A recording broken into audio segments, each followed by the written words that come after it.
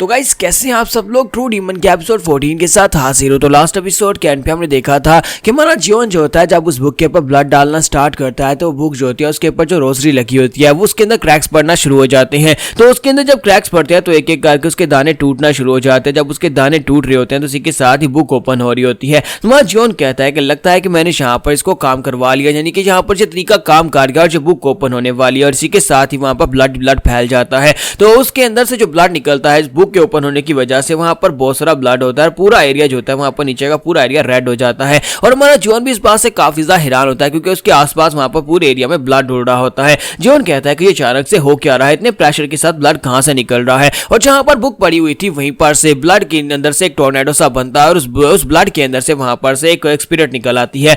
एक स्पिरिट जो कि लड़की होती है, वहां पर से एक लड़की की स्पिरिट उसके सामने आकर खड़ी हो जाती है। तो हमारा जियोन जो होता है उसे देखकर और भी ज्यादा हैरान होता है और कहता है कि ये क्या, इस बुक के अंदर से तो एक लड़की निकल आई, लेकिन असल में वो एक लड़की नहीं होती बल्कि वो भी एक इवल स्पिरिट होती है। तो जियोन कहता है कि मुझे लगता है कि ये यहाँ पर ग्रीन स्पिरिट से ज्यादा पावरफुल है। मैंने इस बुक के अंदर एक फिफ्थ स्पिरिट के बारे में पढ़ा था, ग्रीन स्पिरिट से ज्यादा पावरफुल स्पिरिट जो होती है वो ब्लू स्पिरिट होती है और मुझे लगता है कि ये ब्लू स्पिरिट है। तो हमारा जियोन जो होता है वहां पर उसे देखने के बाद कहता है कि मैं तो यहाँ पर अपने लिए ग्रीन स्पिरिट को एक्सपेक्ट कर रहा था कि मुझे यहाँ पर से ग्रीन स्पिरिट मिल जाएगी तो उसके बाद में यहाँ पर गार्ड कैम और साथ में लेडी सियोक दोनों को हरा सकता हूँ, लेकिन अब तो यहाँ पर मैं काफी ज्यादा लकी हूँ कि मुझे एक ब्लू स्पिरिट मिल गई है। लेकिन इसी के साथ ही ब्लू स्पिरिट जो होती है इतनी आसानी के साथ उसकी फैमिलियर स्पिरिट नहीं बन सकती, इसी वजह से वो उसके ऊपर प्रेशर डालती है। तुम्हारा जियोन वहीं पर ग्राउंड के ऊपर गिर जाता है। तो ब्लू स्पिरिट उसे कहती है कि बेवकूफ इमॉर्टल्स, तुम्हें क्या लगता है कि तुम लोग यहाँ पर मेरे साथ ये सब कुछ कर सकते हो? तुम्हें क्या लगा था कि तुम यहाँ पर इसे ओपन करके मुझे अपना गुलाम बना लोगे? इसके साथ ही ब्लू स्पिरिट उसे कहती है कि तुम्हें अपनी सोल को त्यागना होगा ताकि मैं तुम्हारी बॉडी को पोजेस कर सकूं,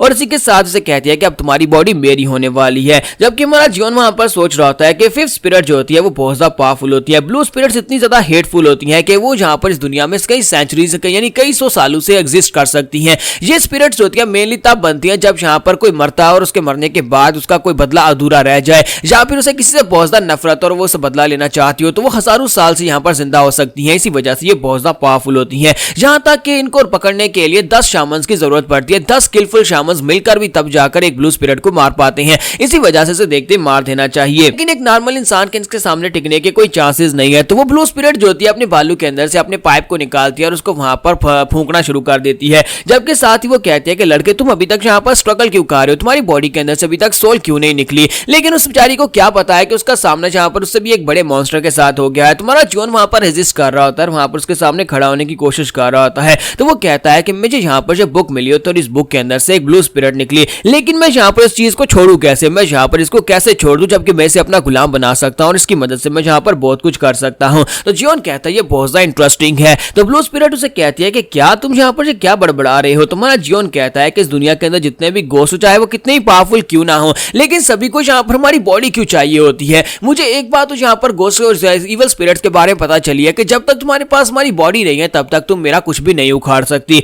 जैसे वो उसे ये वाली बात करता है इसी के साथ ही ब्लू स्पिरिट आगे से हंसना शुरू कर देती है और कहती है कि तुम्हें लगता है कि तुम्हारी बॉडी को पोजेस किए बिना मैं यहाँ पर कुछ भी नहीं कर सकती? और इसी के साथ ही हमारा जियोन से कहता है हाँ, अगर ऐसी बात होती तुम यहाँ पर मेरी बॉडी लेने की कोशिश नहीं करती, इसी वजह से तुम यहाँ पर मेरी बॉडी मांग रही हो। तो इसी के साथ ही ब्लू स्पिरिट जो होती है वहां पर अपनी पावर्स को यूज करते हुए वहां पर उसके ऊपर अटैक कर देती है। वो ब्लड के साथ एक स्पीयर बनाती है और ब्लड का स्पीयर जो होता है वो जियोन की बॉडी के आर पार हो जाता है, वहां पर एक होल हो जाता है। तो जियोन कहता है कि ये अभी यहाँ पर क्या हुआ, और इसी के साथ ही जियोन वहीं पर ग्राउंड के ऊपर गिर जाता है। तो ब्लू स्पिरिट उसे कहता है कि तुम बेवकूफ मॉडल कहेंगे, तुम्हें क्या लगता है कि मैं यहाँ पर तुम्हें कुछ भी नहीं कर सकती? और इसी के साथ ही उसे कहता है कि तुमने यहाँ पर मेरे लिए कोई रास्ता नहीं छोड़ा, मैं तुम्हारी बॉडी को पोजेस करना चाहती हूँ, इसलिए मैं चाहती थी कि तुम्हारी बॉडी को कम से कम नुकसान पहुंचे। और साथ ही वो फिर से वहां पर अपने हाथ को सामने की तरफ करते हुए उसके ऊपर एक ब्लड स्लैश लगाती है और जो ब्लड स्लैश उसके चेहरे के ऊपर लगते हैं जहां पर उसका पूरा आधा चेहरा ही जो होता है वो छिल जाता है, उसकी स्किन उतर जाती है और हमारा जियोन वहां पर फिर से जोर जोर चिल्लाना शुरू कर देता है। तो ब्लू स्पिरिट उसे कहती है कि अभी भी तुम्हारे पास टाइम है, खुद यहाँ पर मेरे सामने सबमिट कर दो तो तुम्हारे लिए अच्छा रहेगा। ब्लू स्पिरिट उसे कहती है कि अब तुम्हें यहाँ पर समझ आ रही है, मैं यहाँ पर तुम्हारे साथ जो करना चाहूँ वो कर सकती हूँ, मैं तुम्हारे साथ कुछ भी कर सकती हूँ, मुझे बस यहाँ पर अपनी बॉडी दे दो और उसके बाद तुम यहाँ पर से आजाद हो जाओगे, वरना तुम्हें बहुत ही दर्दनाक मौत मिलने वाली है और तुम्हारे मरने के बाद मैं तुम्हारी बॉडी पर कब्जा कर लूंगी। लेकिन हमारा जियोन जो होता है अभी वहां पर उसके सामने डर कर खड़ा होता है, उसके चेहरे के ऊपर उसकी स्किन उतर चुकी होती है और उसकी कमर के ऊपर वहां पर उसके पेट के ऊपर वहां पर एक होल होता है, लेकिन वहां पर से ब्लड बह रहा होता है और उसको पकड़कर वहां पर खड़ा होता है। ब्लू स्पिरिट कहती है कि इसने यहाँ पर मेरे टॉर्चर को फेस कर लिया, हालांकि इसका चेहरा आधा उखड़ चुका है, लेकिन इसके बावजूद ये मेरे सामने खड़ा है। ये लड़का वाकई में कोई ऑर्डिनरी इंसान नहीं है बल्कि काफी ज्यादा स्पेशल लगता है। फिर साथ ही ब्लू स्पिरिट फिर से अपने हाथ को सामने की तरफ करती है और वहां पर ग्राउंड के ऊपर जो ब्लड बिखरा होता है उसी ब्लड के साथ उसके पांव बांध लेती है और साथ उसके हाथ बांधकर उसे ऊपर पीछे जाकर पिलर के साथ पटकाती है। तो उस पिलर के साथ उसके पटकने के बाद वो खुद भी वहां पर ऊपर उड़कर आती है और उसे कहती है कि लड़के, मैं तुम्हें यहाँ पर एक ऑफर देना चाहती हूँ। अगर तुम यहाँ पर मुझे अपनी बॉडी विलिंगली दे लेते हो तो मैं यहाँ पर तुम्हारी एक ख्वाहिश को पूरा करूंगी। तुम्हारा जीवन कहता है, क्या तुम मेरी एक ख्वाहिश को पूरा करोगी? क्या तुम वाकई में यहाँ पर मेरी ख्वाहिश को पूरा कर सकती हो? तो वो कहती है कि हाँ, मैं एक बहुत ही अच्छी स्पिरिट हूँ, इसी वजह से मैं यहाँ पर तुम्हारी एक ख्वाहिश को पूरा करूंगी।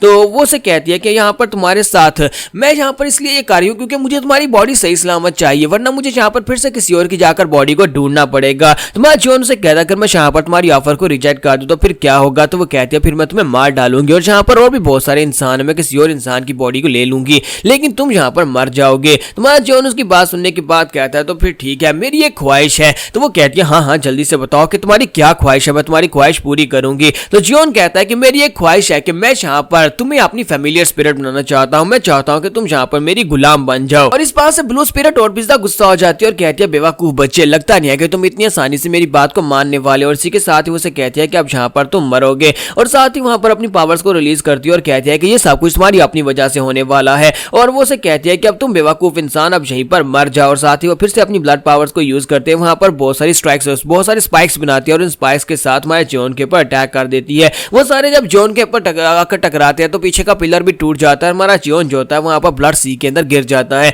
तो वहां पर नीचे जो होता है वो एंडलेस सी होता है जो ब्लड का होता है, वो उसके अंदर डूबता जा रहा होता है। तो जॉन कहता है कि यहाँ पर हो क्या रहा है, मुझे कुछ भी समझ नहीं आ रही। उसने यहाँ पर मेरे पर अटैक किया और मेरे अंदर तक मुझे यहाँ पर दर्द हो रहा है, यहाँ तक कि मेरी हड्डियां ऐसे महसूस हो रहा है जैसे कि उसके ब्लड अटैक की वजह से मेरी हड्डियां भी पियर्स हो गई हूँ। फिर साथ ही वहां पर वो पानी के अंदर वहां पर गिरता जा रहा था, लेकिन गिरते गिरते वो सोच रहा था कि मुझे यहाँ पर कुछ अलग सी फीलिंग आ रही है। मैं यहाँ पर ब्लड के अंदर डूब रहा हूँ लेकिन जो ब्लड नहीं है, क्योंकि मुझे यहाँ पर इस चीज के बारे में काफी कुछ अंदाजा है। जब लास्ट टाइम मैंने यहाँ पर शायद के साथ गांव के अंदर घुसकर बहुत सारे लोगों की जान ली थी, उस वक्त मुझे वहां पर ब्लड महसूस हुआ था। उस वक्त मैंने ब्लड की स्मेल को महसूस किया था, मेरे हाथों के ऊपर मेरी बॉडी के ऊपर ब्लड लगा था और उस ब्लड के अंदर बहुत सारी लाइफ थी। लेकिन जहां पर इस ब्लड के अंदर मुझे ऐसी कोई भी फीलिंग महसूस नहीं हो रही, ऐसे लगता है कि जैसे मैं हार्ड ग्राउंड के ऊपर लेटा हुआ हूं और ये ब्लड जो है ये ब्लड है ही नहीं। तुम्हारा जीवन जो होता है वहां पर उसकी ट्रिक को समझ जाता है, क्योंकि वो सिर्फ और सिर्फ एक इल्यूजन होती है। उसे याद आता है कि उस बुक के अंदर लिखा हुआ था कि जब ब्लू स्पिरिट्स होती हैं, ब्लू स्पिरिट्स यहाँ पर इल्यूजन्स क्रिएट कर सकती हैं और तुम्हें यहाँ पर इल्यूजन्स की दुनिया में भेज सकती हैं। तुम्हारा जीवन वहीं पर से अपनी पांचों की पांचों सेंसेस को ब्लॉक कर देता है, जिसकी वजह से वो इल्यूजन्स के अंदर ना फंस सके।